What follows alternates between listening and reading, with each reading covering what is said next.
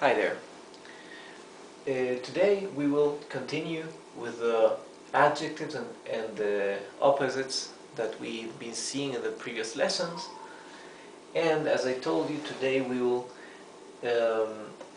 see some sentences using each one of these adjectives that we've learned before. So take a look here in green below, under some of these words. I've written the meaning in English. For example, for auto, car. Pero, with one R, means but. Casa is house. Muy, very. Perro, with double R. Not like here with double R. Perro means dog. Gato means cat. Come means eats. Eats from verb to eat. Comer. Hoy, today. Salgo, to go out. Porque means because. Te means tea. Demasiado means too, from too much. Vive means lives. Barrio means neighborhood. Antes, before. Vivía, lived, past tense. Ahora, now. Cielo, sky. En un rato means in a while. Rato for while. So let's read these sentences that I've made for each one of these adjectives, okay? Remember, bueno for good, malo for bad, lindo for beautiful, feo for ugly, grande for big, chico for small, frío for cold, caliente for hot, rico for rich, pobre for poor, claro for light, oscuro for dark. Okay? So these are 6 basic sets of opposites. For bueno, the first sentence is el auto de Juan es bueno. This means the car of Juan is good, or Juan's car is good. Remember, in Spanish, when you say something of somebody, you say the something of the person, right? The car of Juan. That is the form you use in Spanish. El auto de Juan es bueno. Pero el de Carlos es muy malo. This means but. Pero means but. The one of Carlos is very bad. Take a look here. Here I omitted the word car, the word auto. Right? I replaced el auto for just el. So, let's read this as one sentence. El auto de Juan es bueno. The car of Juan is good. Juan's car is good. Pero el de Carlos es muy malo. But the of Carlos is very bad. In Spanish, just by leaving the article, you can already imply the object, right? So this would be like saying, but the one of Carlos is very bad. So remember, if you previously were talking about the car, like here, in the next sentence, if you use, here I'm using a but, right? I'm using the word pero, right? So I'm linking the sentences, and just the article el, the same article from el auto, already implies that I'm talking about the car. Next example. Esa casa es muy linda. That house is very beautiful. Esa casa es muy linda. Pero aquella otra es fea. This means, but that other one is ugly. Again, I'm linking the sentences with the word but, pero, and by using just the word that, here, aquella means that. I'm already saying that one, okay? Sorry, because I'm using aquella otra. So literally I'm saying, but that other one is ugly. However, I can also omit the word otra, right? If I do omit otra, I have to put a tilde here. And I would say, pero aquella es fea. And we are implying that the word house is implied, same as the example here with the car, okay? Pero aquella es fea. I'm saying, but that one is ugly. Grande. Este es un perro grande. This is a dog big, or this is a big dog. El gato más chico come. The cat more small eats. This means the smaller cat eats, or the smaller cat is eating, okay? Hoy no salgo porque está frío. Today, no go out because it is cold. So, today I do not go out because it is cold. Hoy no salgo porque está frío. Salgo is a present tense conjugation for I, for the first person, of the verb salir, to go out. Este té está demasiado caliente. This means this tea is too hot. Este té está demasiado caliente. Ella vive en un barrio rico. This means she lives in a neighborhood rich, or she lives in a rich neighborhood. Here, remember that double R in the middle of a word, or R at the beginning of a word, like here, it sounds like the rough R, okay? You have to practice the pronunciation of this R, barrio, rico. Antes vivía en uno pobre. Before, she lived in one poor.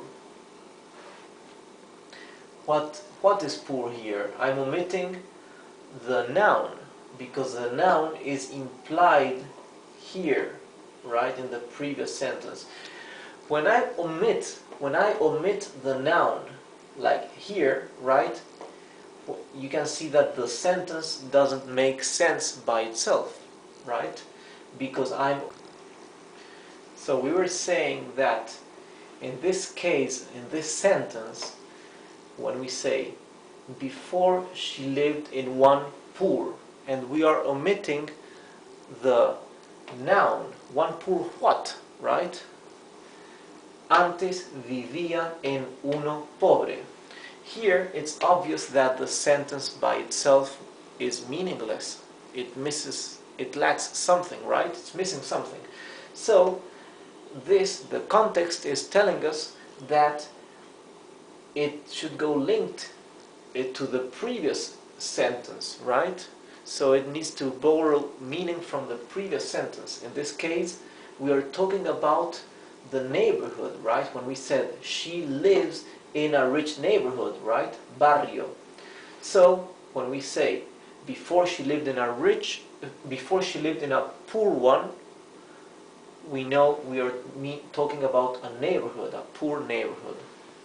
So antes or before, antes vivía en uno pobre, before she lived in a poor one, or in one poor. Claro for light. Ahora el cielo está claro. Now the sky is light. Okay?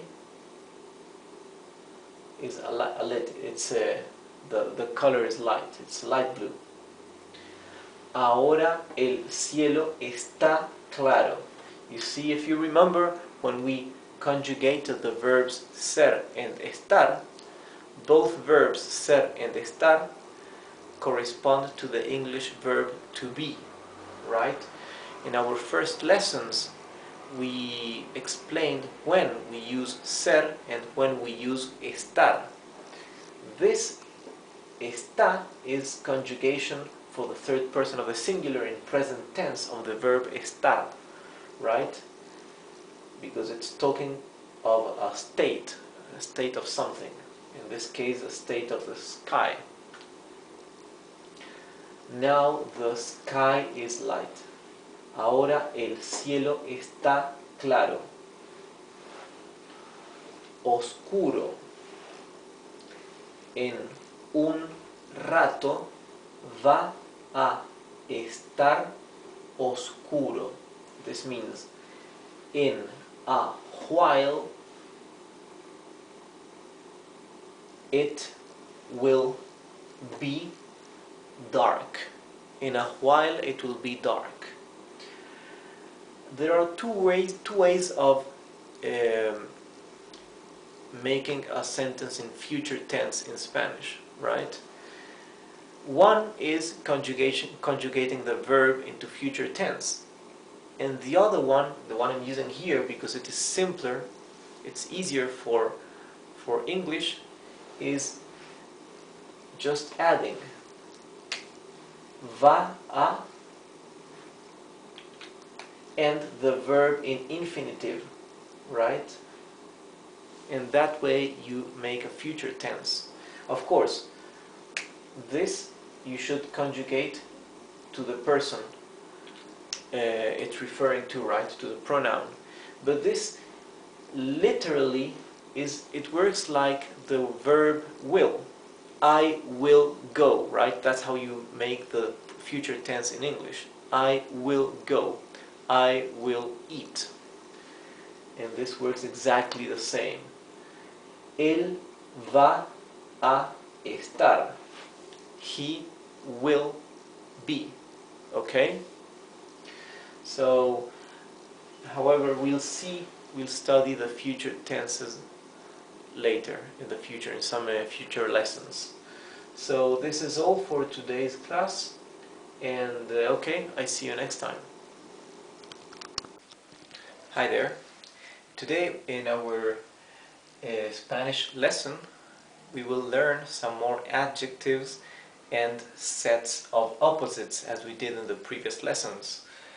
So we will begin with limpio, which is clean.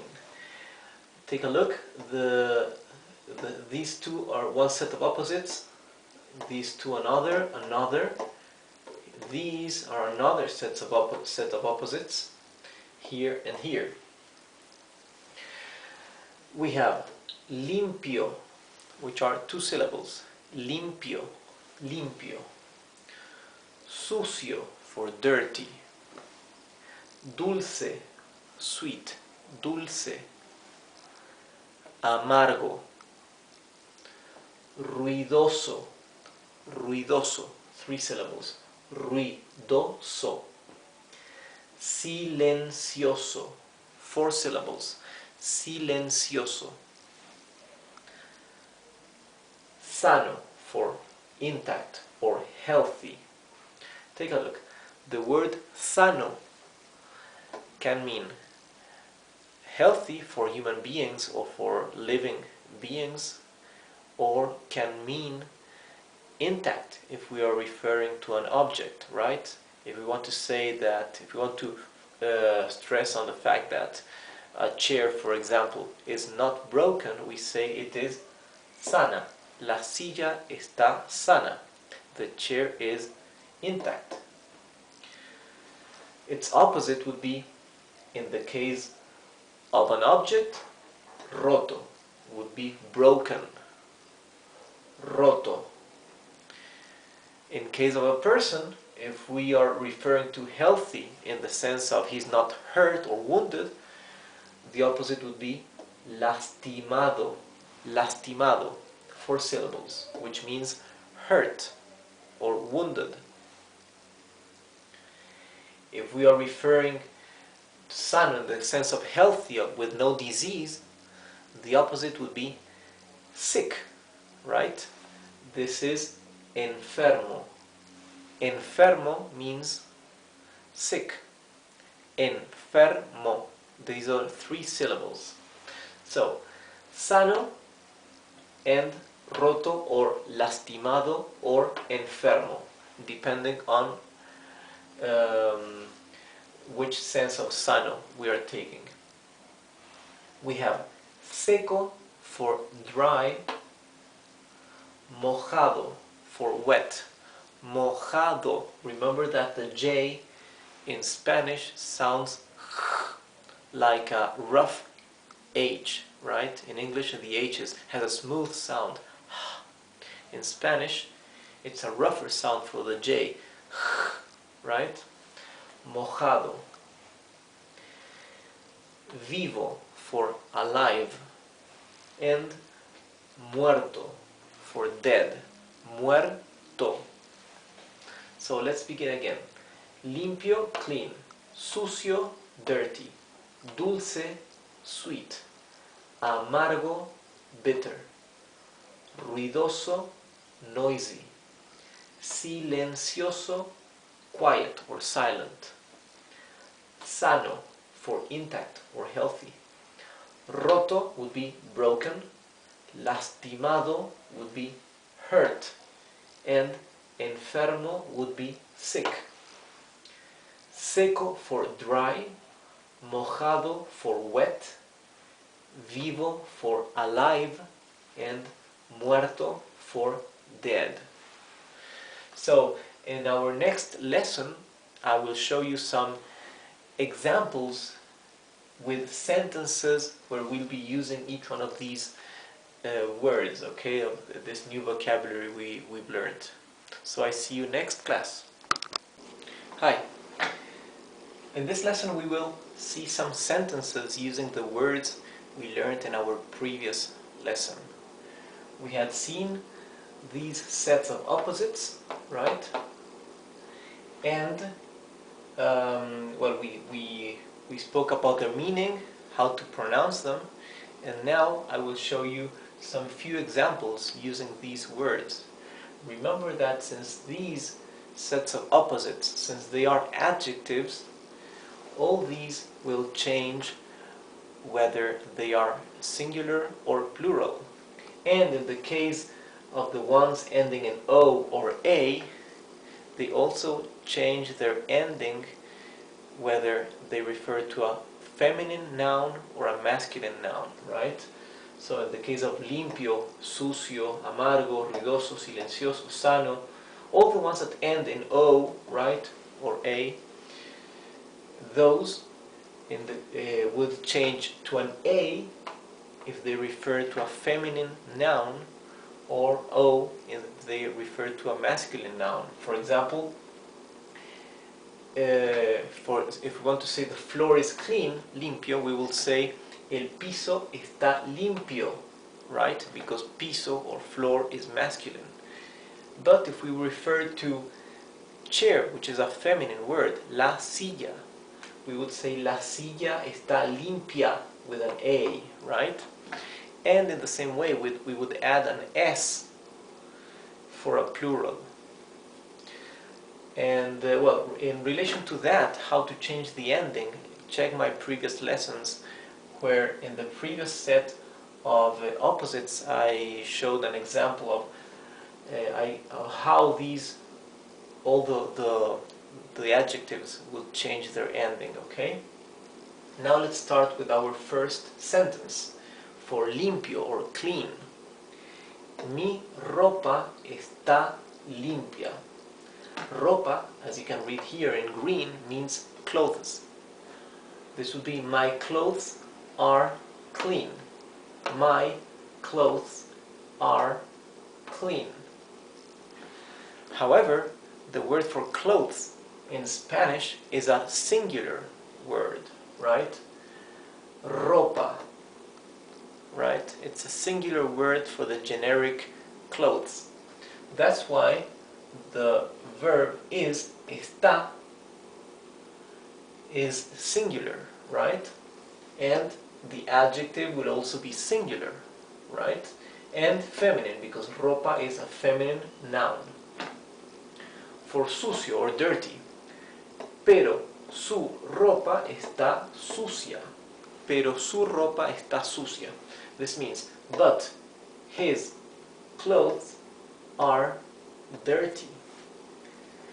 Actually, this possessive pronoun, su, can refer to his or hers or its, or also can refer to their. This can also be, but their clothes are dirty.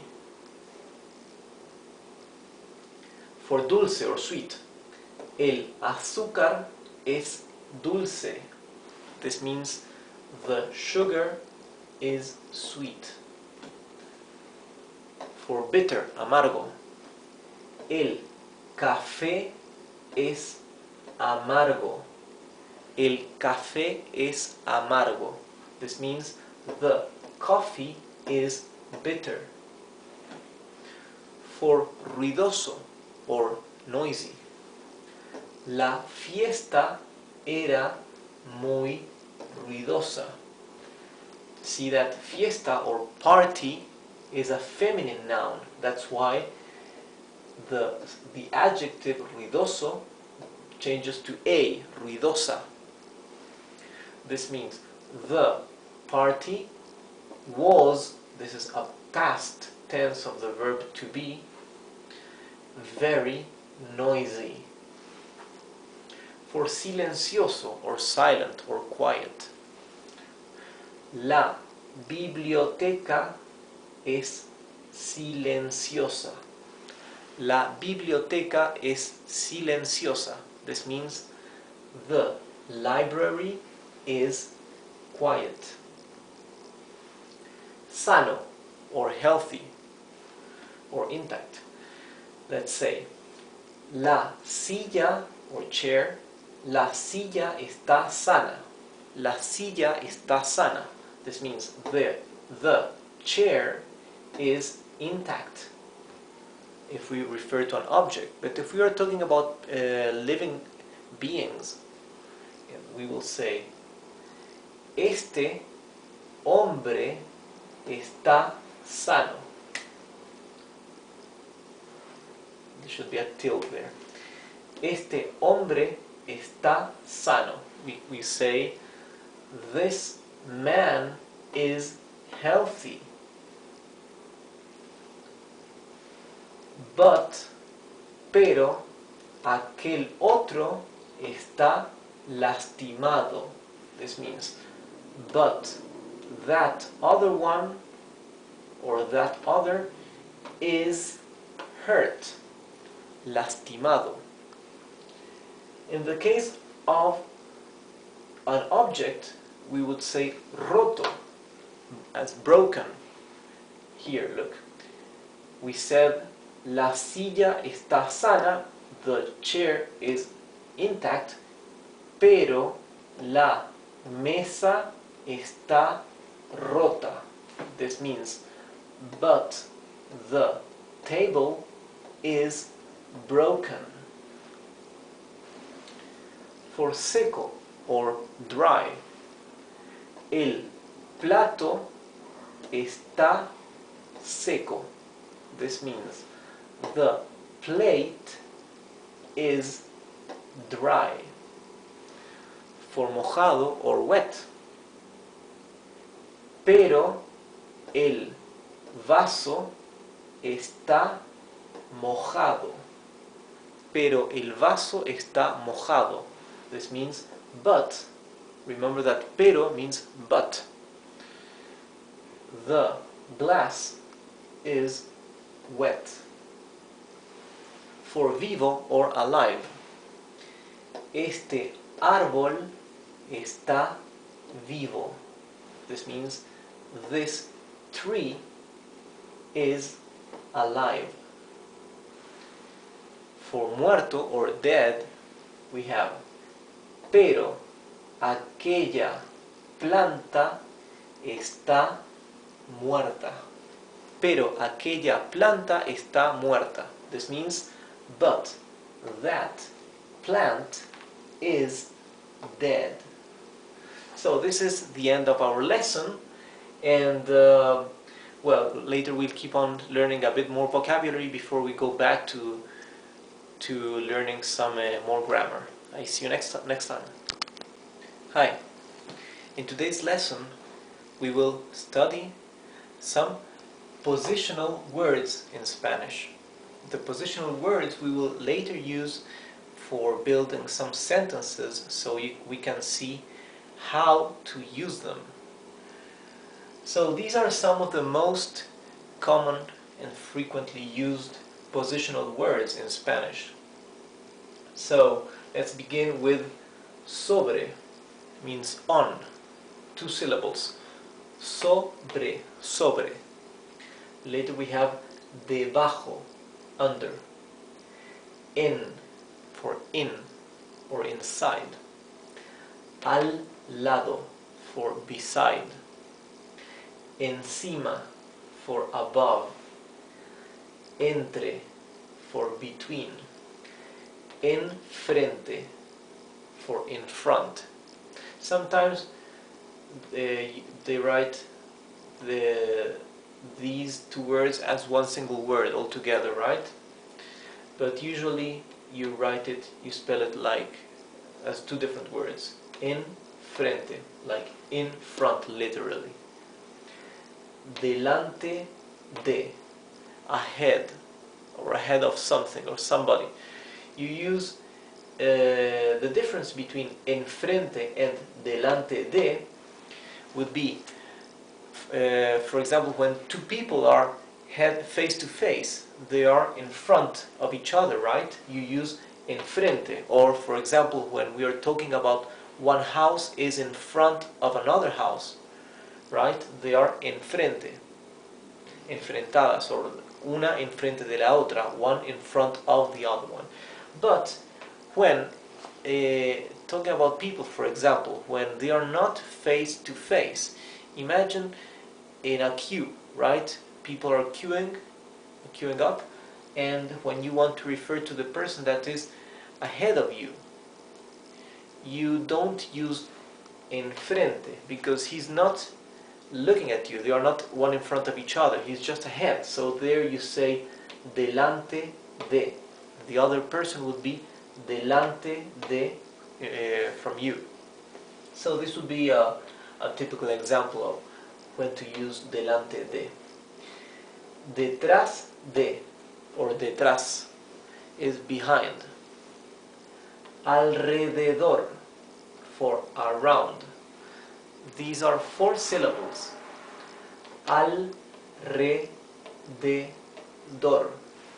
Alrededor. You can try to pronounce it very slowly, focusing on each one of the syllables to make it easier, right? Alrededor.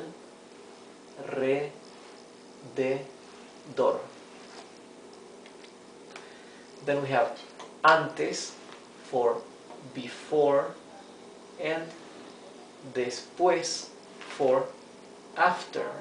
Okay? So let's go again.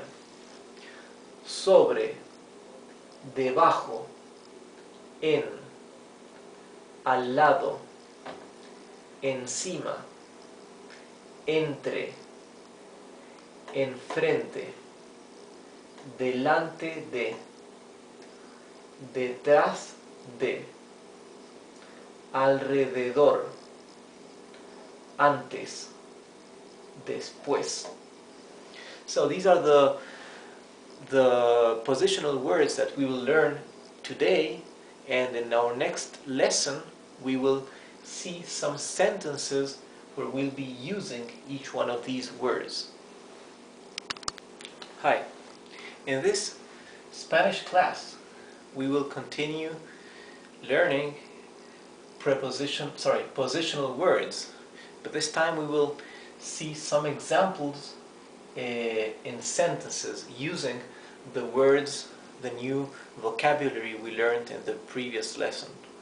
So in our previous lesson we talked about the meaning and how to pronounce and read these positional words, right? Now I have written the meaning in English underneath, right? In green. So now we'll read some sentences I have written here so we can see some examples how we can use these words to build a sentence. Our first sentence is using the word sobre, that is on. El libro está sobre la mesa. If you can see here, book, libro means book, and mesa means table. So this would mean the book is on the table. El libro está sobre la mesa. For debajo or under, el perro está debajo de la mesa. Perro means dog, so this would be the dog is under the table. Take a look at this. For under, we use debajo de, right? Because we say underneath of, right? This would be actually debajo. If we think of it like underneath, it's easier because underneath of the table, debajo de, you need to use this word de, that means of, to say that it's under of the table. El perro está debajo de la mesa. Now for in. Papá está en la oficina. Papá está en la oficina. This means dad is in the office. If you pay attention at these sentences, you can instinctively start learning and understanding how the structure of the sentence building in Spanish works. So the more sentences we read and we learn, we study, the easier it will become for you to build sentences in the correct order, with a correct structure. Al lado means beside. El libro está al lado del teléfono. El libro está al lado del teléfono. This means the book is beside the telephone. For encima or above. La televisión está encima de la mesa. Encima, this would be the television is above or on, but not on top of the table. There's a distance separating, right? The television is on top or on the table. Again, here, encima de. You see, same as debajo de. We need this connecting word here, okay? Encima de. Now, entre means between, but it can also mean among. So I have written two examples using the word entre. One example as between and the other one as among. So, first one. La farmacia está entre el banco y el restaurante. La farmacia está entre el banco y el restaurante. You can see that the pharmacy is between two things, right? So here we use entre like between. The pharmacy is between the bank and the restaurant. I think these words are pretty much the same as in English. But here, in the second sentence, we use entre as among.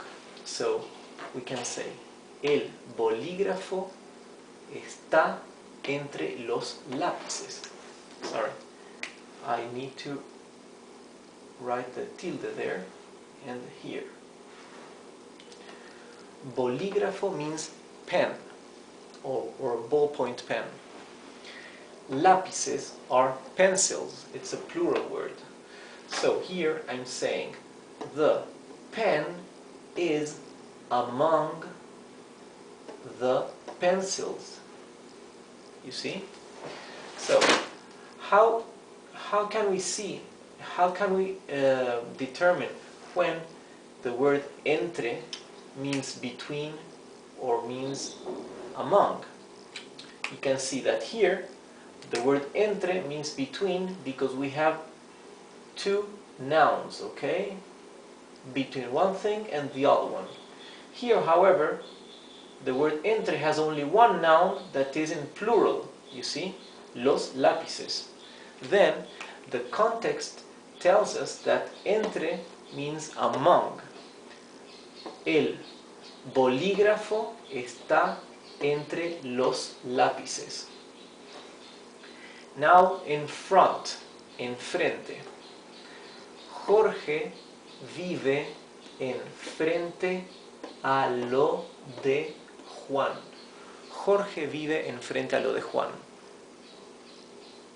This means Jorge lives in front of Juan's home, right?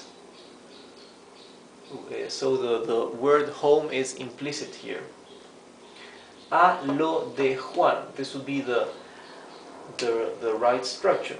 En frente a, in front of, right? En frente a means in front of. Lo de Juan, we've seen it before. This means lo de Juan means Juan's. Okay, Juan's something. Juan's home in this case, okay? So, this word here, lo, shows that you're implying something that belongs to Juan. This is the word that refers to belonging, and this the de, and the word lo refers to the object that belongs to. delante de, or ahead. Él está delante de mí. Now again, think of it as in a queue, right? In a queue, you don't have two people, one in front of each other, because they are not facing each other. In Spanish, you would use delante de, somebody is ahead. So, él está delante de mí. He is ahead of me. Detrás de, behind. Ella está detrás de mí. This means she is behind of me. Alrededor. Alrededor means around. We have hay muchas personas alrededor. Hay means there is. There is or there are. Okay? The context here tells us that hay means there are, a plural, right? Because what is there? There are many people, muchas personas. Muchas personas means many persons. So, muchas personas, many people, are around, alrededor. So, hay muchas personas alrededor means there are many people around, or many persons around.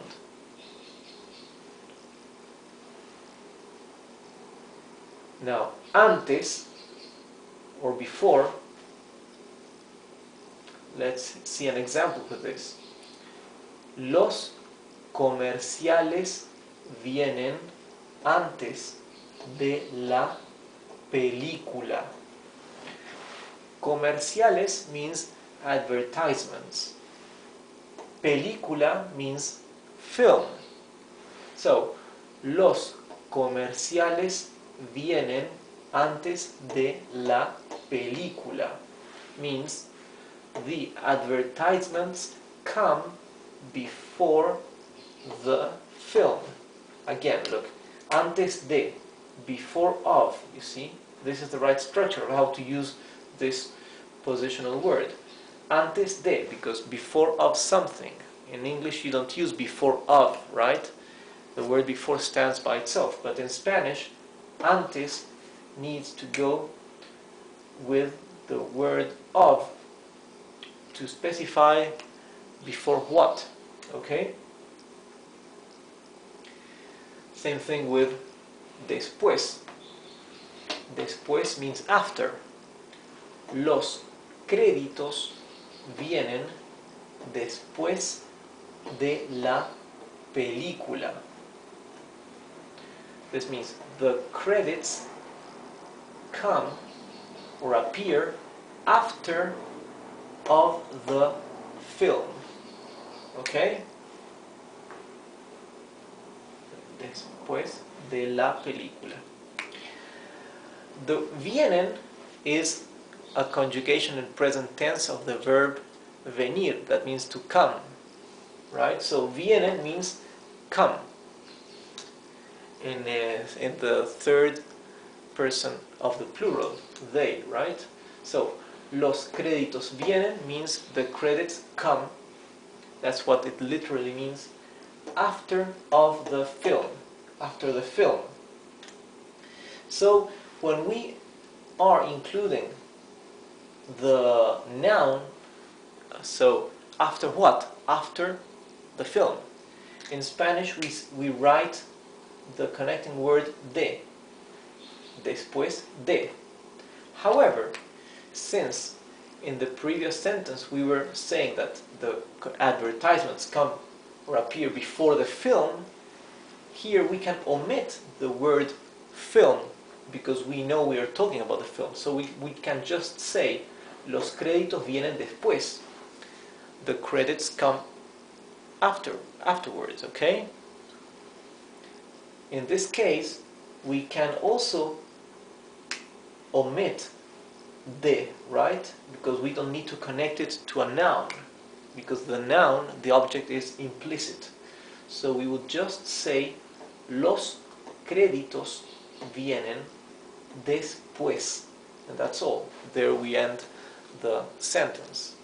So this is the end of today's lesson about positional words in Spanish and sentences using these new words.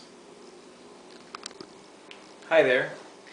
In today's Spanish lesson we will study some conjunctive words, some Spanish conjunctive words. However, we won't classify them in any of the groups there are for the many conjunctive words.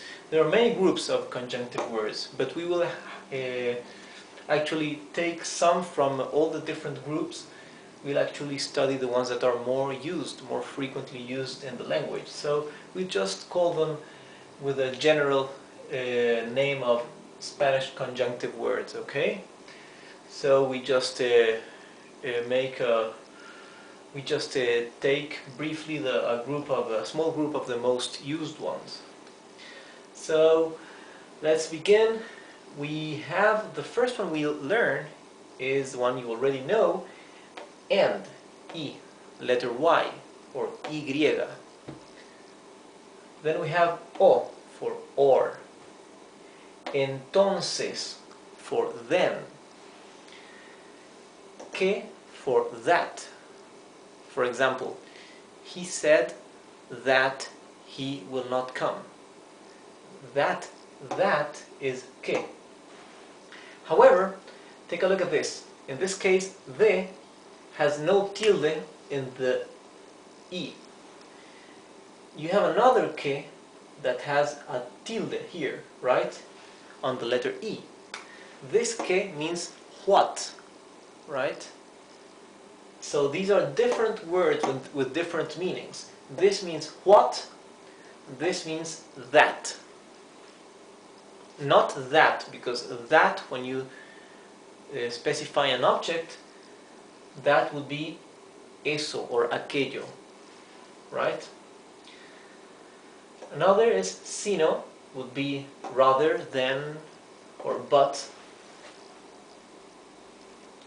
Sin embargo, two words. This means however or nevertheless. Porque means because. And check out, because porque is one word altogether. This means because.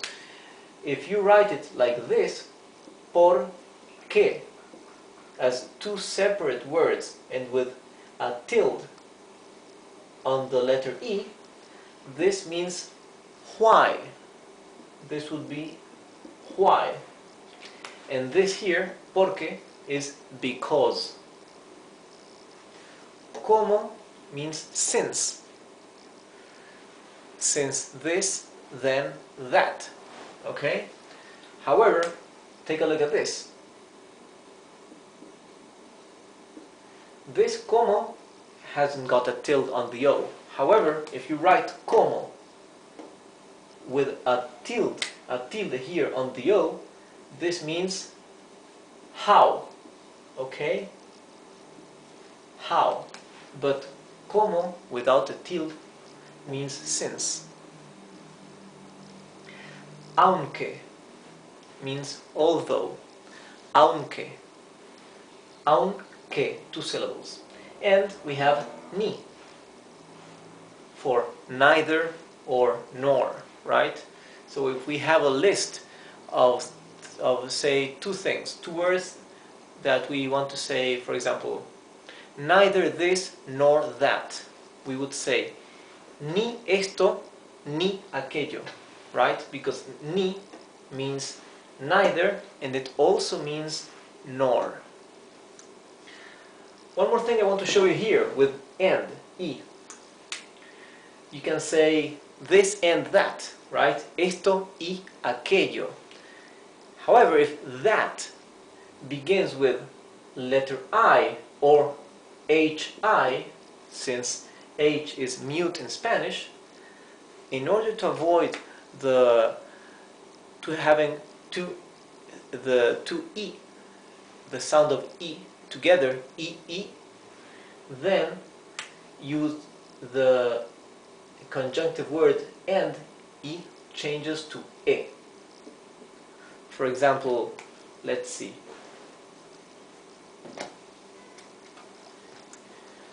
Fig, a fig to eat, the fruit in Spanish is called higo, right? Let's say higos. If we want to say and figs, higos would sound awful. So here we change, instead of saying I, we would say E. E higos. Okay? Same thing with O for or. If the word that follows the O for or begins with an O also, or HO because the H is mute, the same thing happens. For example, osos is a plural for bear. These are bears, osos, the animal, the big bear. If we want to say or bears, right? Let's say we are connecting two words. Say giraffes or bears. We won't say o osos, right? O osos. It sounds awful. So we would say u osos. Okay? U osos. So the conjunctive word I can change to E, and the conjunctive word O can change to U. Okay? So let's say them again, let's read them again. I, O, entonces, que, sino, sin embargo, porque, como, aunque, ni. Okay? So, in our next lesson, we will see some sentences using each one of these connecting words, conjunctive words, okay? So I see you next time. Hi there.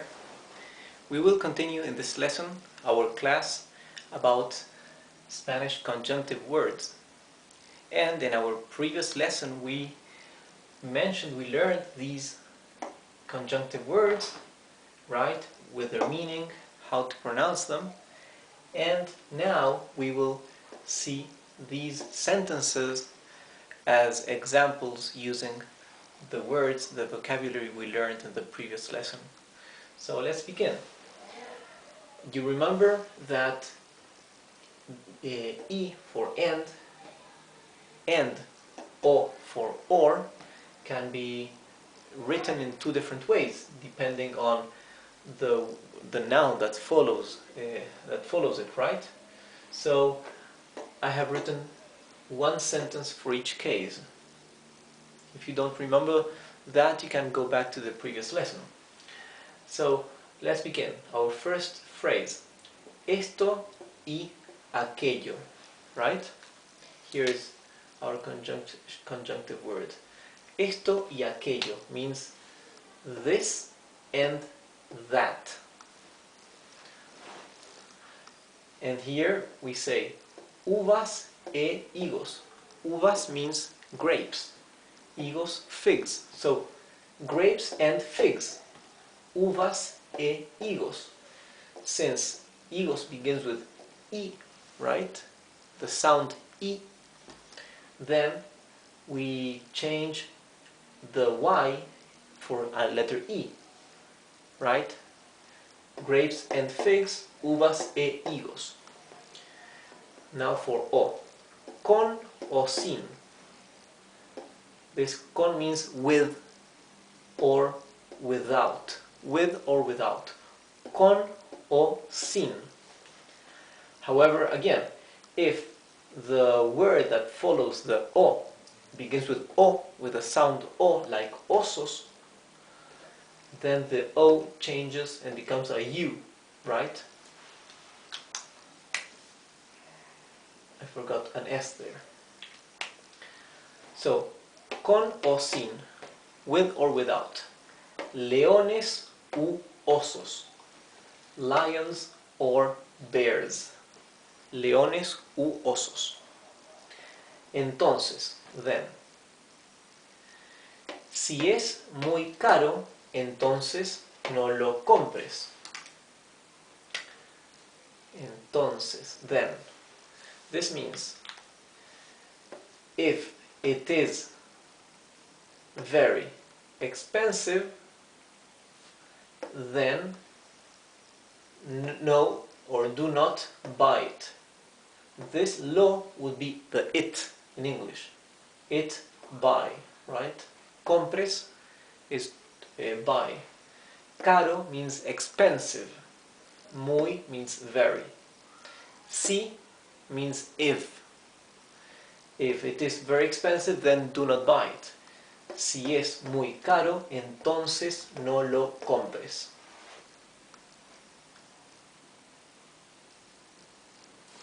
Now for que. Él dijo que no va a venir. Él dijo que no va a venir. This means he said that will not, this will be no will to come, right? So it means he said that he will not come. Dijo means said that no will to come, okay? Sorry, here is the conjunctive word, the that. Sino means but or rather.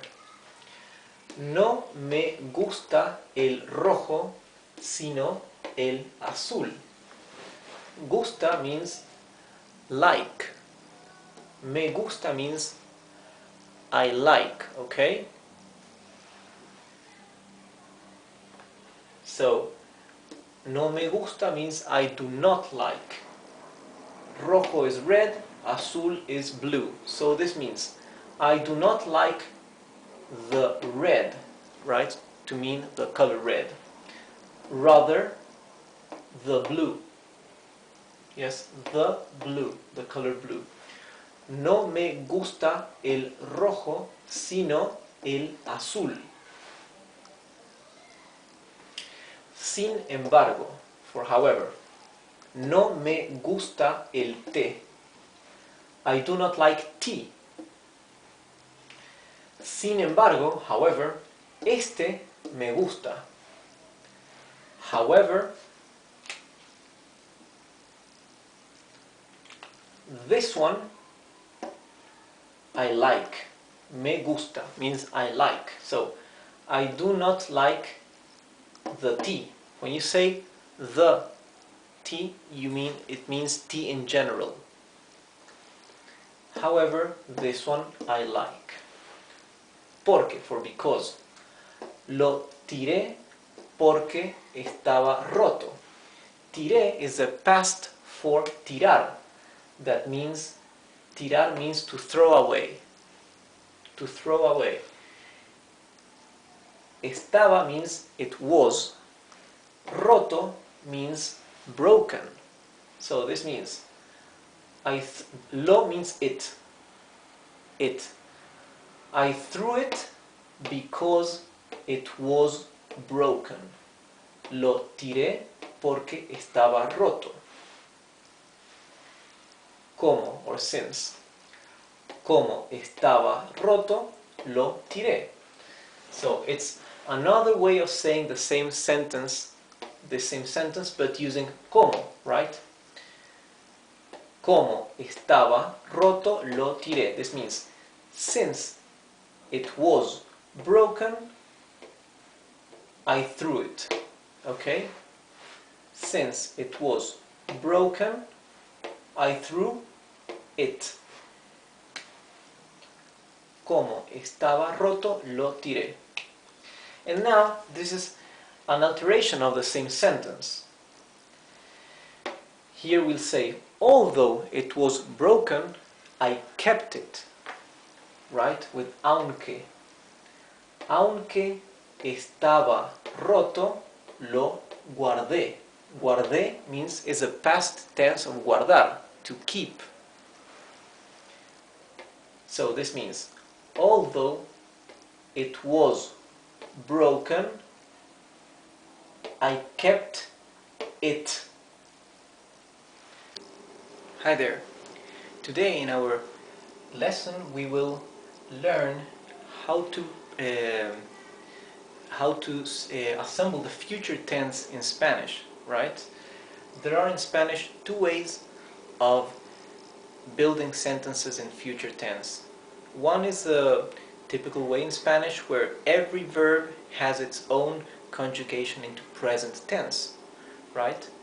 And in Spanish it's complicated if you compare it with English, because every pronoun has for each verb one different conjugation.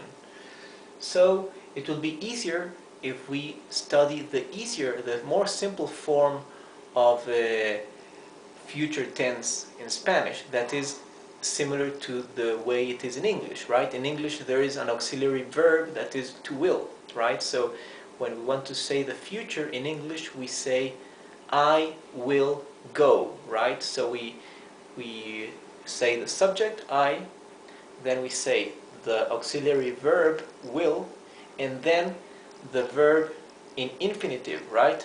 In this case, go or eat or whatever, right? I will eat, I will go, I will travel, okay? So we will use a form of future that is very similar or the same as the future in English, okay? And instead of using, as in English we use the verb to will as the auxiliary verb, in Spanish we would use the verb ir. Ir is the verb to go, okay? So ir means to go, but it's also an auxiliary verb for assembling, for forming the future tense. So which is a structure for building a future tense sentence? It will be I, right, the subject, plus the verb ir, or to go, conjugated for the subject, right, and in present tense. Then we'll go a means to. And finally the verb in infinitive, right, the verb you choose, whether verb to go if you want to say I will go, or the verb to eat if you say I will eat, right? So we have to begin by learning how to conjugate the verb ir, which will be our auxiliary verb, into the present tense, okay? Because we will need to say the verb ir in present tense, and then a, and then the verb in infinitive. So let's begin. Verb ir, or to go, in present tense. Yo voy. Tú vas. Él va, or ella va. Nosotros vamos. Vosotros vais. Ustedes van. Ellos van. Let me repeat again. Vosotros and ustedes are synonyms, only that vosotros vais is how you speak in Spain. Ustedes van is how you speak in Latin America, and both ways are correct, academically correct, only that in one part of the world they use one way, in the other part of the world they use the other way, okay? So these two are synonyms. This means you plural. However, ustedes conjugates like ellos, you see? Ellos van, ustedes van. The conjugation between ustedes and ellos is always the same. Okay, so this means I go, you go, he goes or she goes. We go, you go, they go. Okay? So this would be the conjugation of verb ir in present tense. So if we want to say, for example, I will eat, right? I will eat. We will say, yo, the subject, right? Voy a comer, right? A comer. You see? So first would go the subject, later verb ir conjugated in present tense for the subject, right? So for yo it's voy. Later comes a, that means to. And then comes the verb in infinitive. Comer means to eat in infinitive, okay? All the verbs in infinitive, remember, we have three groups of verbs. Those that end in ar, those that end in er, and those that end in ir. So, comer belongs to the group of verbs that end in er. Okay? So, this same structure needs to be followed for all the in all the sentences that are in future tense, following, of course, this form, right? The form using the auxiliary verb ir. So in our next lesson we will see some more examples using the verb ir, right? So examples of future tense in Spanish. Hi. In our previous lesson we learned how to build the future tense in Spanish using the auxiliary verb ir, or to go. If you haven't seen my previous lesson, I strongly recommend that you watch the previous lesson so you can see what we are talking about. How to form future tense using ir, right? The structure will be this one. First we write the subject or the pronoun, then the verb ir conjugated here, right? According to which subject we will use. Then the word a, that means to. And then the verb in infinitive, okay? So here we have 7 examples of a future tense in this form. The first one will be yo voy a ir a trabajar. Yo voy a ir a trabajar. This means I will go to work. I will I will go to work, right? We remember that voy a, the verb ir, plus a replaces the word will in the future tense in English. So, I will go to work. Okay? You see that we are repeating the same structure that we wrote here. I is a subject, will, voy a, this verb ir, voy, plus a, right? Later comes the verb in infinitive, ir, right? This is the verb to go in infinitive. And then the predicate, a trabajar, okay? You see, this means I will go to work. I will go to work. Second example, tú vas a comer carne. You will eat meat. You will eat meat. Tú vas a comer carne. Él va a regresar a casa. He will return home. He will return to home, right? Return home in Spanish you need the conjunctive word a, that means to, right? Él va a regresar a casa. Nosotros vamos a mirar TV. Nosotros vamos a mirar TV or televisión. This means we will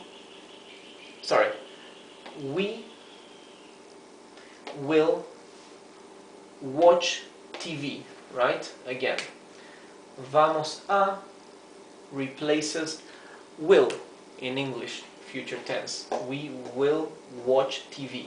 Mirar TV is to watch TV. Ustedes van a cenar.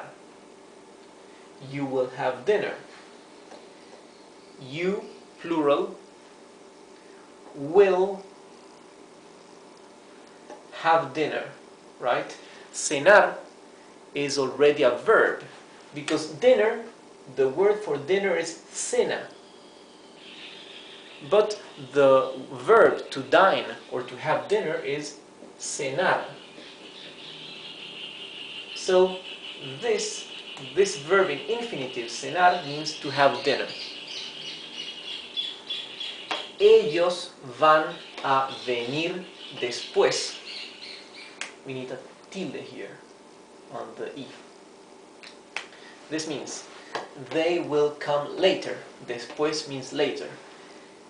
They will come later. Venir means to come, verb to come. Ellos van a venir después. And our last example.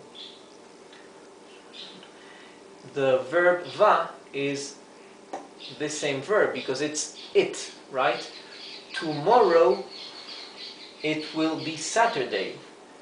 Mañana va a ser sábado, right?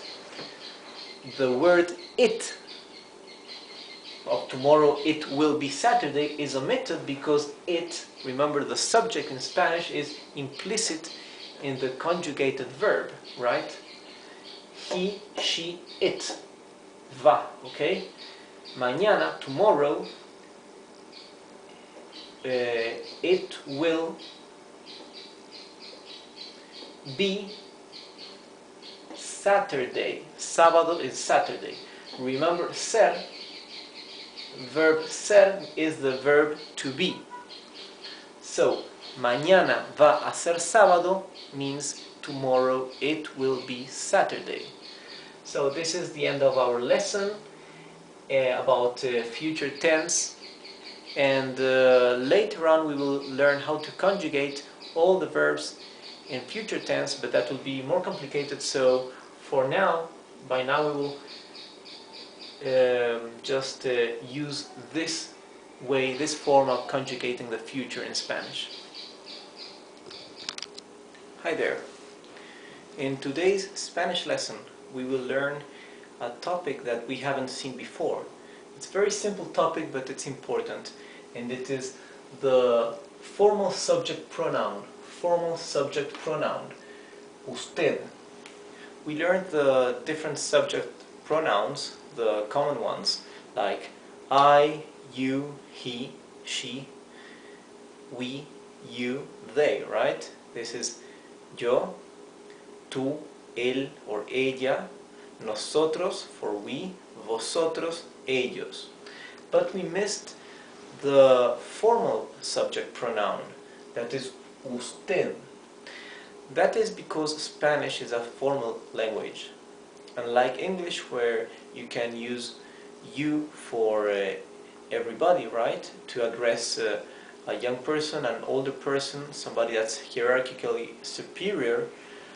However, in Spanish, we usually use usted when we want to address an elder, when we want to address somebody that's hierarchically superior to us, somebody very important like an ambassador, a politician, I don't know, somebody that's very important, or that we have to regard with more respect. Same thing also even people from the same at the same level or from the same age, but when they are not acquainted with each other, they address themselves with usted. For example, it's not something, it's not a class distinction actually, it's also when you're unrelated to somebody. If two people meet in the street and they are unrelated to each other, they will address each other as with usted. So, for example, if I want to ask, can you help me, for example, right? I will not say, ¿me ayudas? Right? I will say, ¿me ayuda? Okay, without the S, because I'm using the formal form, okay, for usted. And it is very simple, very easy, although it's important to know it. And it is very easy because usted conjugates always exactly the same as él or he or ella, right? That means it conjugates exactly the same as the third person of the singular, okay?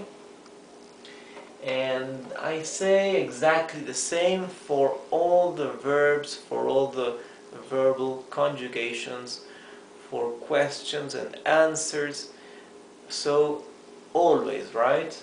That makes it very easy. You just need to remember that usted, that would be you, but formal, the you formal will conjugate like the he or she, okay? So as an example, I used the verb ser to show you the conjugation, okay?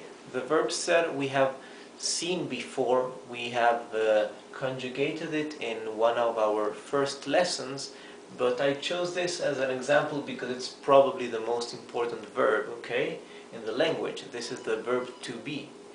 So let's begin with I am. Yo soy. Yo soy. Tú eres. Él es. Or ella es. Or usted es. So usted es means you are, but this is the formal you. Nosotros somos.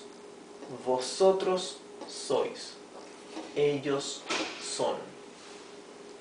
So now that we know that usted is a formal you, we will see just some 4 examples, very basic, simple examples for you to see how to use it. Let me tell you the meaning of these words. Padre means father. Vendrá is a future tense of the verb venir, that means to come. So vendrá means to come, okay? It's conjugated for he, she, you formal, right? Mañana means tomorrow. And tome is the imperative form of to take, right? It's from the verb tomar, to take. So tome is imperative, it means take. And I'm writing the subject pronoun between brackets because, as we always repeat, in Spanish the subject is implied in the conjugated verb, okay? So es already implies that it is this the third person, right? Vendrá, same thing here. Tome, okay? So you can say usted or you can omit it, but it will still be implicit here. So the first sentence is: Usted es el padre de Juan. Usted es el padre de Juan. This means you, formal, are the father of Juan. And here is a question, the question form in Spanish, and this makes it very easy to learn. to structure, to build the question, you can simply add the question tags, the question symbols at the beginning and the end of asseverative, of an affirmative sentence, like this one on top. So we just add the question marks, and we just change the tone of our voice, okay? We just say, ¿Usted es el padre de Juan? ¿Usted es el padre de Juan? Are you Juan's father? Here, another question. ¿Usted vendrá mañana? This would be, you will come tomorrow. Of course, you can omit, you can remove the question marks, and this will already be an affirmative sentence. Usted vendrá mañana, right? You will come tomorrow.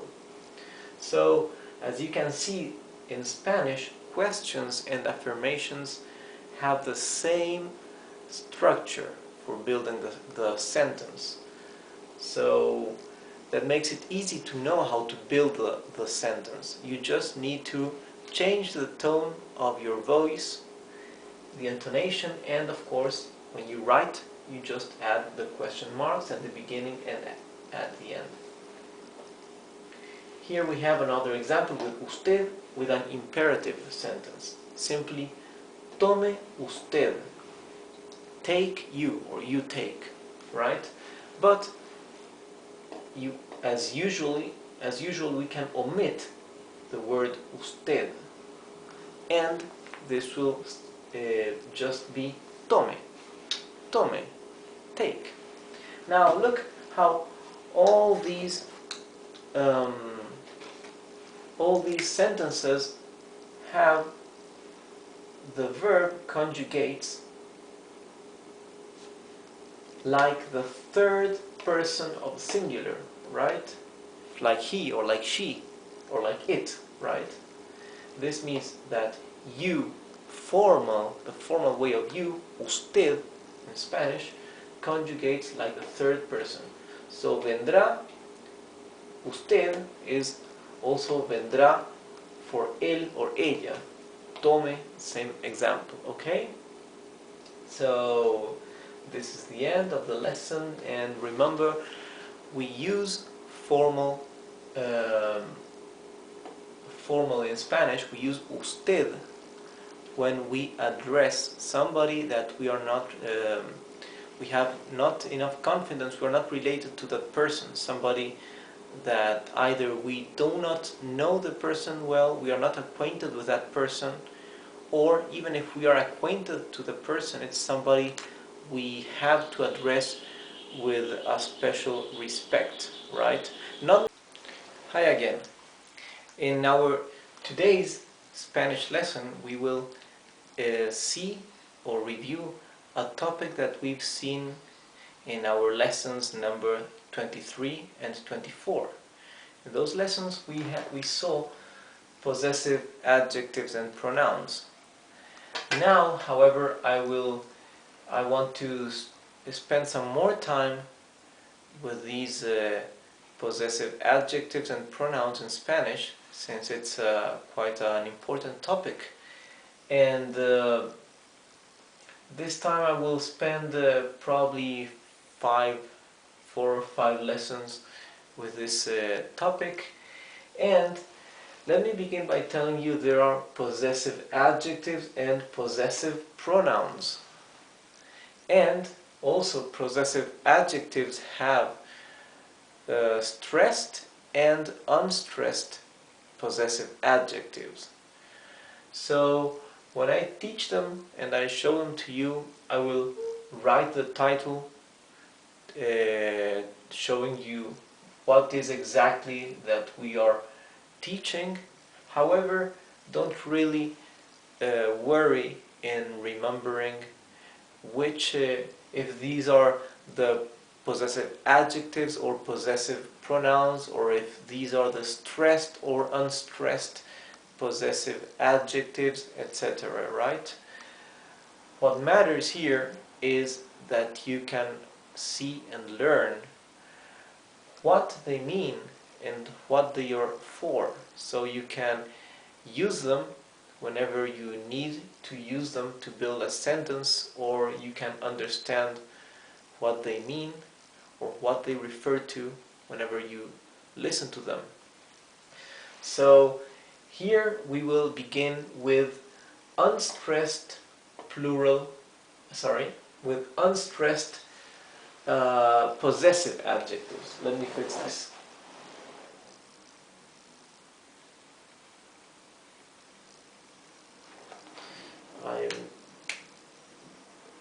These are possessive adjectives there. The title wasn't totally correct. So these here are unstressed possessive adjectives, right? For the moment being, I won't tell you why they are unstressed or why they could be stressed. Let's see this. This translates to my, your, our, right? These are the unstressed possessive adjectives. So if I want to say my shirt is blue, right? I'm using an unstressed possessive adjective. My shirt is blue. In Spanish we would say mi remera es azul, or mi camiseta es azul. Actually, this would be mi remera. So let's see. Mi for mine, right? Tu for your. Su for your formal, or for his, her, its. Nuestro for our. Vuestro for your plural. And su for their. Take a look at this. You remember the subject pronoun tu, the you, right? You as a subject pronoun, tu, has a tilde here on the you, right? However, if it does not have a tilde on the you, the line, it's this the adjective pronoun, okay? Sorry, the possessive adjective, like tu here, without the tilde, means your. Now look at this. These three and this one, they can change whether they refer to a plural or to a singular noun. Okay, so these four can become plural or singular. We have mi or mis, tu or tus, su or sus, su or sus for their. And these two, our and your plural, these can take four different endings, right? Not only for plural and singular, but also for masculine and feminine. So they can, the word for our, the Spanish word for our and the Spanish word for your plural can have four different endings, whether it is a masculine singular noun or feminine singular, or masculine plural or feminine plural noun that they refer to. Okay? In Spanish this would be for our, nuestro or nuestra, or nuestros or nuestras. And for your plural would be vuestro, vuestra, vuestros or vuestras. Okay? So these are the four possible endings we can have for the unstressed possessive adjectives. So remember, for first, second, third, and sixth person, we have only singular and plural. For fourth and fifth person, we have feminine, masculine, singular, plural. Okay? So in our next lesson, we will see some examples using these, so you can see how we use the possessive adjectives. Hi there. In this lesson, we will see these examples using each of these unstressed possessive adjectives. Okay?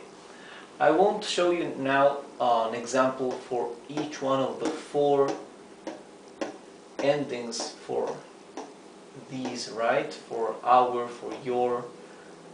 But I will show you one sentence for each one of the possessive adjectives. Okay? First, let's see the vocabulary. Let's see the meaning of these words. Mesa means table. Grande, big. Ojos, eyes in plural, right?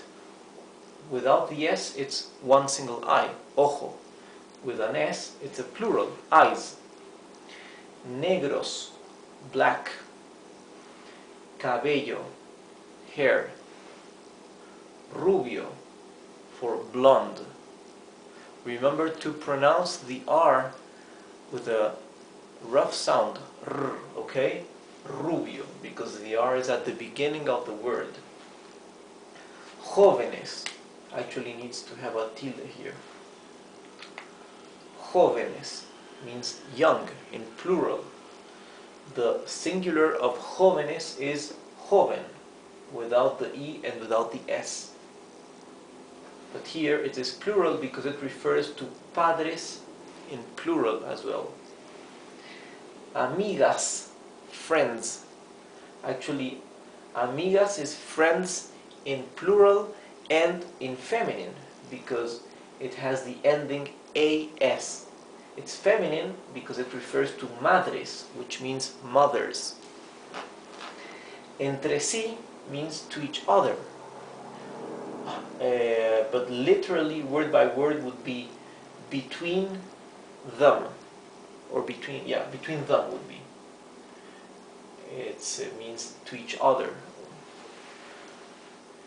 Hábitos are habits, and extraños means strange. Take a look at this. Padres, the word padres can mean fathers, right? The plural of father, but also means parents, right? The word for parents is padres in Spanish, right? Because there is a word, parientes, but this does not mean parents, right? Parientes means relatives, so it is what we call a false friend word, because although it looks identical, it has a different meaning. So parientes means relatives. Padres means parents. So let's start reading the sentences, right? For the unstressed possessive adjective mi, we can say mi mesa es grande. Mi mesa es grande. My table is big. For tú or tus. Tus ojos son negros. Tus ojos son negros. Your eyes are black. For su, his or her or its or your formal, right? Su cabello es rubio. Su cabello es rubio, right? Here, since the word su has so many meanings, right? without a context, we cannot determine whether this sentence refers to usted, that's the you formal, right? Usted, or to his, or to her, or to its, right? Well, we can assume it's not an it, right? Because we are talking about his hair is blonde. Hair is blonde, right? So we can assume it's not an it. And also we can assume it's not a there, right? Because usually we would say, if it were there, we would say cabellos son rubios. Their hairs are blonde, right? But when you mean cabello in singular, we mean the hair of one person. So here we have to assume it can be either we are talking about usted, the formal for you, or his or her, right? But we have those three possibilities and we cannot be sure which is the subject here, right? Su cabello es rubio, whether it's usted or he or she, right? Your or his or her. Let's see. Yes. Nuestros padres son jóvenes. Nuestros padres son jóvenes means our parents are young, or can also be our fathers are young. Okay? Now for vuestro, for your plural, vuestras madres son amigas. Or we can say, vuestras madres son amigas entre sí. Okay? Your plural, your mothers are friends to each other, or between themselves, between each other. And our last example for su or sus, that means for their, will be in plural. Sus hábitos son extraños. Sus hábitos son extraños. Their habits are strange. You can see that here we are using their in its plural form. Here we are using vuestras in its feminine plural form, right? Here we are using nuestros or our in its masculine plural form, right? Here we are using su or your formal his her in its singular form. Here we are using your in its plural form. And here we are using my or me in its singular form. Okay? So this is all for today regarding the unstressed possessive adjectives, and next time we will see the stressed possessive adjectives. So I see you next class. Hi. Today we will learn the stressed possessive adjectives. In our previous lessons we talked about the unstressed possessive adjectives. Now we will learn the stressed possessive adjectives. The difference between both is that the stressed possessive adjectives,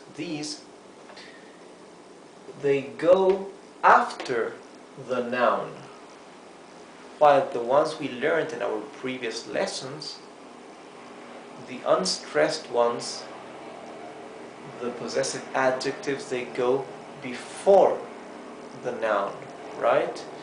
The example, for example, in the previous lessons, the unstressed ones, we would say, my shirt is blue, right?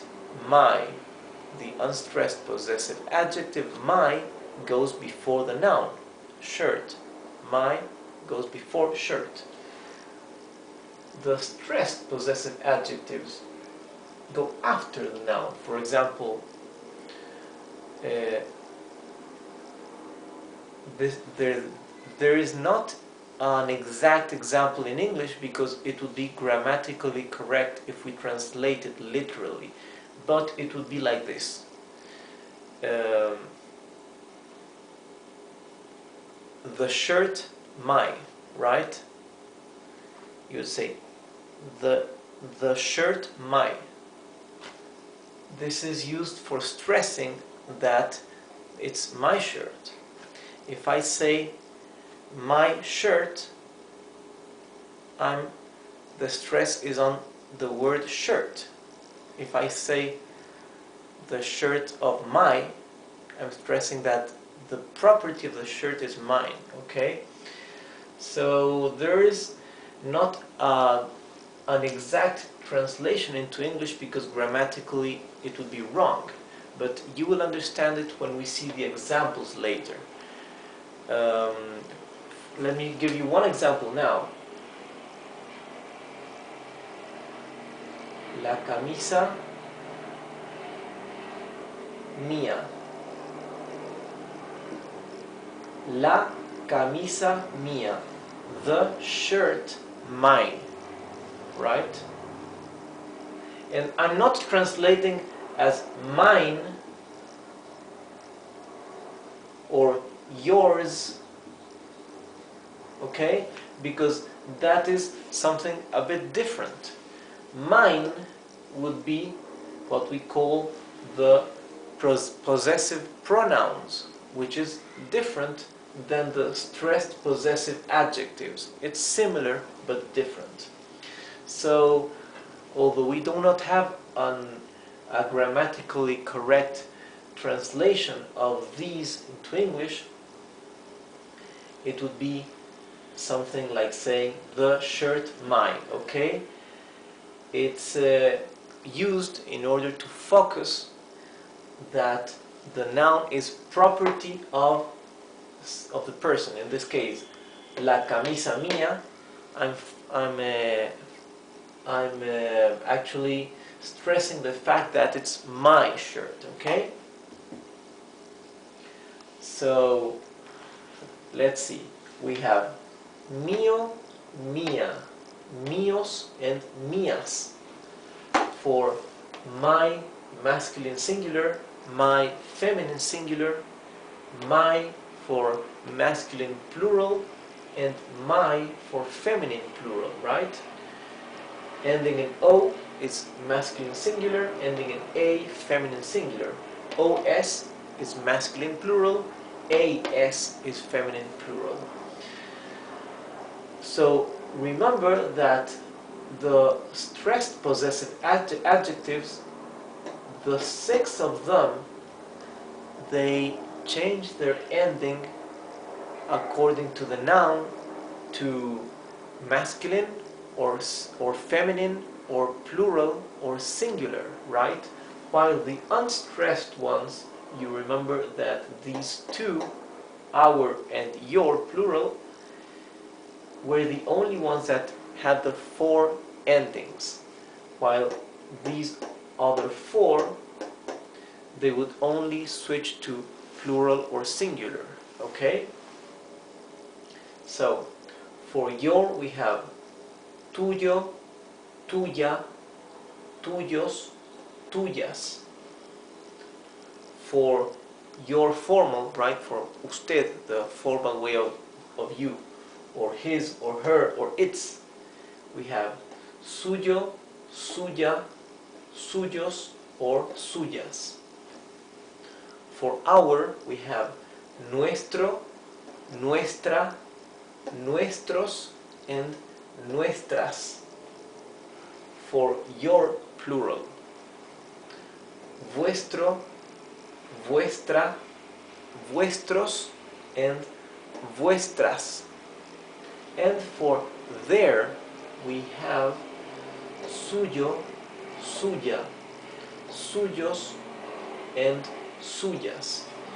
You see that these two are identical. So, what is it that helps us, that can determine which, if we are talking about their or about the formal way of you or his or her or its?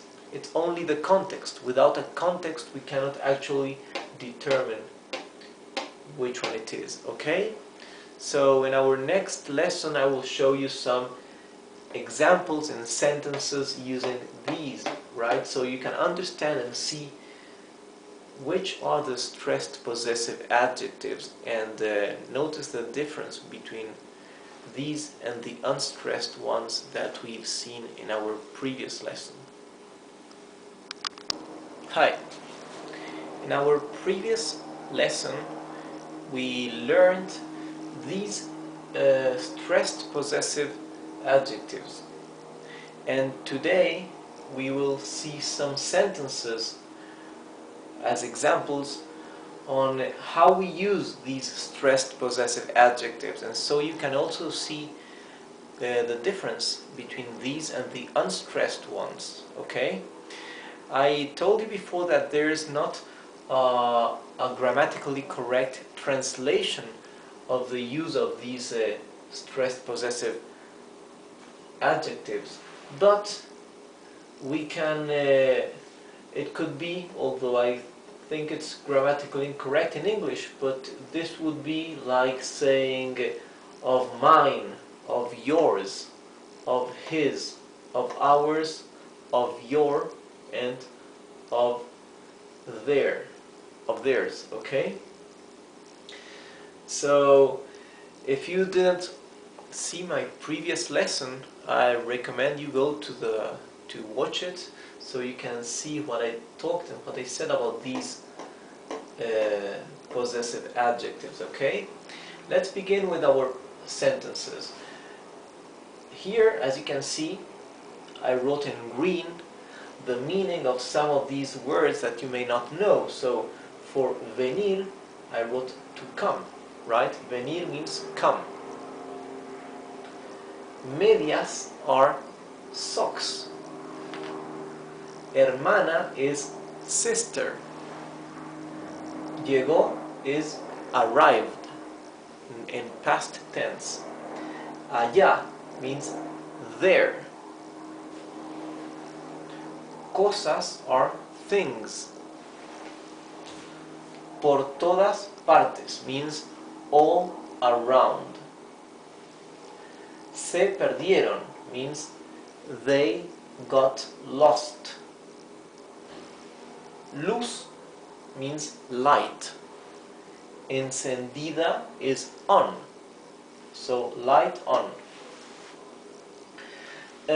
Regarding por todas partes, this means all around. There's a difference between por todas partes and por todos lados. Okay? Por todos lados or en todos lados means everywhere. And por todas partes or en todas partes means all around. So if you want to say that something is everywhere, right? The air is everywhere. We can say en todos lados. If you want to say that something is all around, things are scattered all around, we say por todas partes. Okay, enough with that. Let's begin with our sentences, okay, using the stressed possessive adjectives. As we said, they always go after the noun, right? This is the noun. This is the stressed possessive adjective. This is the noun, this is a stressed possessive adjective, okay? So, un amigo mío va a venir mañana. Un amigo mío va a venir mañana. This means a friend of mine will come tomorrow. Okay? You see, I'm stressing that it's a friend of mine, right? If I use an unstressed possessive adjective and I say mi amigo va a venir mañana, I'm saying my friend will come tomorrow. But now I'm saying a friend of mine will come tomorrow, right? I want to stress the fact that it's my friend. Las medias tuyas son las que están allá. Allá. Las medias tuyas son las que están allá. The socks of yours are the ones that are there. La hermana suya es la que llegó de Madrid. La hermana suya es la que llegó de Madrid. This means the sister of your plural, if you want to mean your plural, or the sister of his or of her, right? Because remember, suyo, suya can mean the formal your, or his, or her, or its, right? So only the context can tell us which person it actually belongs to. So let's suppose it means his, okay? Then it would be the sister of his is the one that arrived from Madrid. Las cosas nuestras son las que están por todas partes. Let me correct this here. Las cosas nuestras son las que están por todas partes. This means the things of ours are the ones that are all around. Los boletos vuestros son los que se perdieron. Los boletos vuestros son los que se perdieron. This means the tickets of yours are the ones that got lost.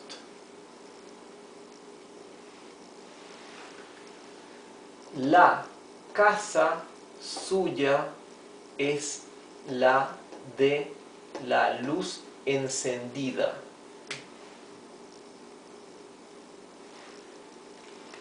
La casa suya es la de la luz encendida.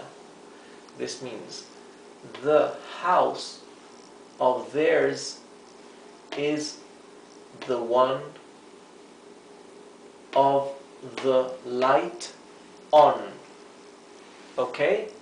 So I know these sentences are not the simplest sentences for beginners, right?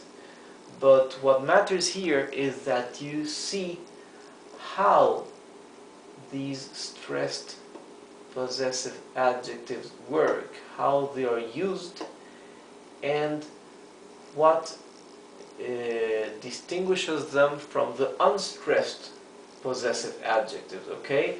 So here, this is what I want you to focus on, right? You can see that the stressed possessive adjectives always come after the nouns, okay?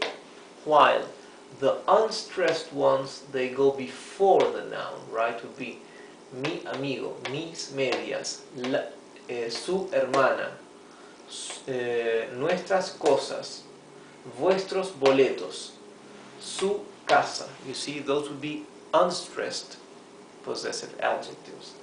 So this is all about the possessive adjectives. I see you next time. Hi everybody. Today we will continue our topic about possessive adjectives and possessive pronouns, but this time we will focus on the possessive pronouns alone.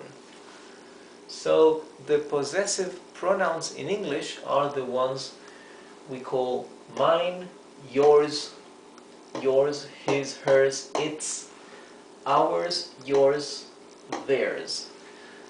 Right? These are the English possessive pronouns, and in Spanish they would be mío, tuyo, suyo, nuestro, vuestro, suyo. However, in Spanish, the possessive pronouns, they change the ending. Each one of the 6 change its ending to O for referring to masculine singular, or to A for referring to a feminine singular noun, or OS for referring to masculine plural noun, or AS, right, if they refer to a feminine plural noun, right? For example, if we want to say my t-shirts, right? Let's say these t-shirts are mine. These t-shirts are mine. In Spanish we would say estas camisetas son mías, right?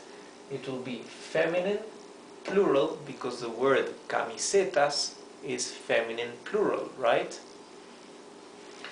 Okay, so for mine we have mío, mía, míos, mías. For yours we have tuyo, tuya, tuyos, tuyas. For yours, for the formal yours, that is usted, or his, or hers, or its, we have suyo, suya, suyos, suyas. For ours, we have nuestro, nuestra, nuestros, nuestras. For yours, plural, we have vuestro, vuestra, vuestros, and vuestras. And for theirs, we have suyo, suya, suyos, suyas. Let's underline the endings, right? There, tuyo, tuya, tuyos, tuyas. Okay? This is something that will depend on the noun.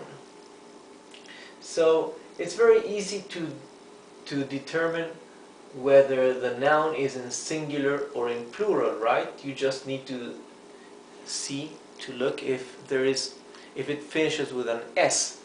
However, you need to know which are the the nouns that belong to the feminine and which are the ones that belong to the masculine. As a rule, usually the nouns that end in an O are masculine and the nouns that end in an A are feminine. However, there are many nouns that end in different letters, and those are the ones you need to memorize to know which are if they belong to the feminine or the masculine nouns.